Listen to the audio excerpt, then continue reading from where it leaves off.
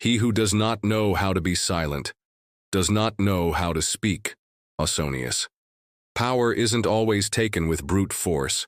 It doesn't always arrive with marching armies or erupt from the mouths of fiery speeches.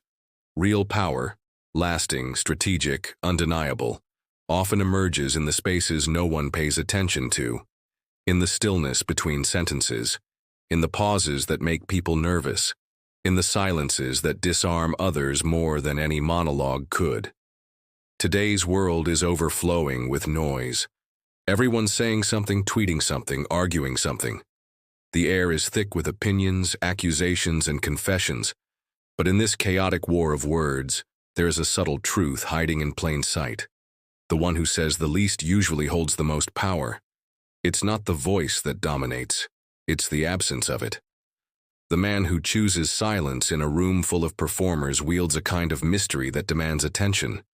People rush to fill his void, often exposing themselves in the process. Niccolo Machiavelli, one of the sharpest minds ever to study politics, understood this better than almost anyone. To him, silence wasn't passive. It was intentional. It was tactical. He knew the loudest person is rarely the most dangerous. It's the listener, the one who holds back, the one who reveals nothing and absorbs everything. Machiavelli emphasized restraint, speaking only when it would serve a purpose.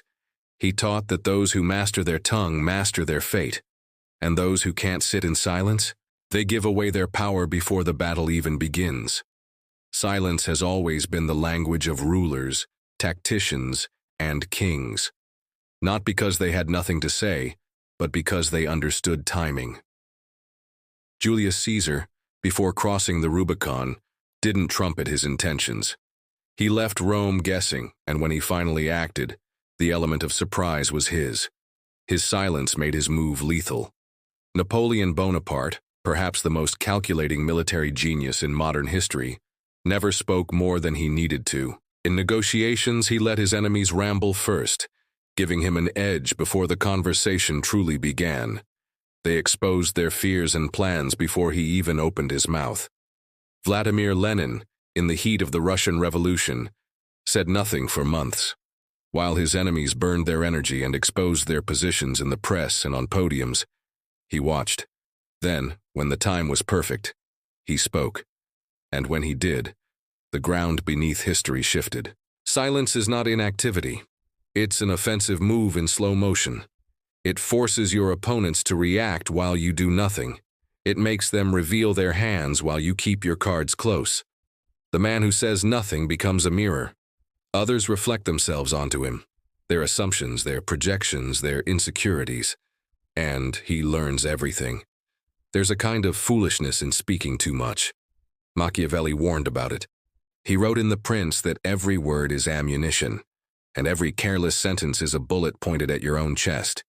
When you explain yourself too much, you give others the tools to control you. When you talk without discipline, you hand your enemies the map to your thoughts. So why do people do it? Why the compulsive need to speak, to post, to explain? Because they fear the unknown. They fear what silence might say about them. But here's the paradox. Power lives in that fear. If you can handle the discomfort of being misunderstood, if you can resist the urge to break the silence, you will always have the upper hand. Think about how many people sabotage themselves with needless words. The politician who overshares in a desperate attempt to appeal to everyone ends up appealing to no one. The negotiator who speaks too soon gives up his leverage before the other side even blinks. The social climber who overshares out of excitement becomes easy to read, easy to manipulate. Machiavelli understood this basic flaw in human nature. Most people can't bear silence. They feel compelled to break it, to fill it with sound. But those who resist that compulsion, they rule the moment, they win the room. And let's be clear, this isn't just a political strategy. It's a way to move through the world. Machiavelli's lessons on silence apply to war, diplomacy, business, and everyday life. In The Art of War, he emphasized how military strategies should remain hidden until execution. That logic extends to speech. Words spoken too early are like troops deployed without purpose. You give up your strategy, you reveal your endgame, And once that happens, you're vulnerable. The general who says nothing forces his enemy to prepare for everything. The leader who keeps quiet forces rivals to guess and overcompensate. The individual who reveals little about themselves holds the high ground in every social exchange. Silence is about timing, precision, the discipline to wait for the moment when words can have maximum impact and then strike. The rest of the time, you watch, you listen, you remain unreadable. Psychologically, silence is one of the most unsettling forces in human interaction. People crave closure. They want to know where you stand. When they don't get that, they fill in the blanks with their own fears. Why isn't he speaking? What is she thinking? Is he judging me? That discomfort gives you power. People are wired to associate silence with depth. The less you say, the more they think you know. Silence creates the illusion of intelligence, control, confidence. And the mind hates a vacuum. It will assume what it can't confirm, which means you gain authority without even earning it. All you did was say less. And in today's world, that's an act of rebellion. We live in a time where silence is treated like a flaw, where the value of a person is measured by how loudly and frequently they speak. Social media is a giant amplifier for oversharing. We are told to brand ourselves, express ourselves, insert our voice into every conversation. But Machiavelli's ghost would laugh at this spectacle. Because the more you talk, the easier you are to manipulate. The more you share, the less leverage you hold. Silence is not weakness. It's strategy. It's strength. Machiavelli knew that power is rooted in control. Control of your image, your speech, your secrets. And in this game, the one who controls their mouth controls their future.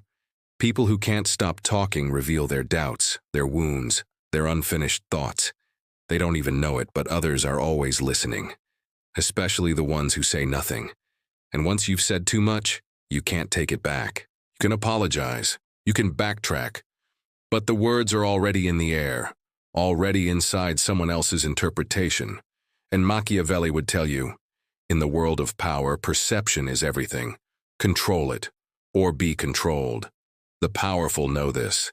They use silence not just as a defensive tool, but as an offensive tactic, to make people uneasy, to disrupt expectations, to bait others into showing their hand.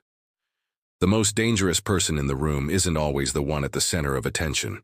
It's often the one leaning back, observing, saying nothing, and calculating everything. This is why the mystique of the quiet leader is so potent. We respect what we can't easily decode. We fear what we can't predict. A ruler who only speaks when necessary becomes someone whose words are rare, and therefore priceless. Their silence isn't absence, it's presence.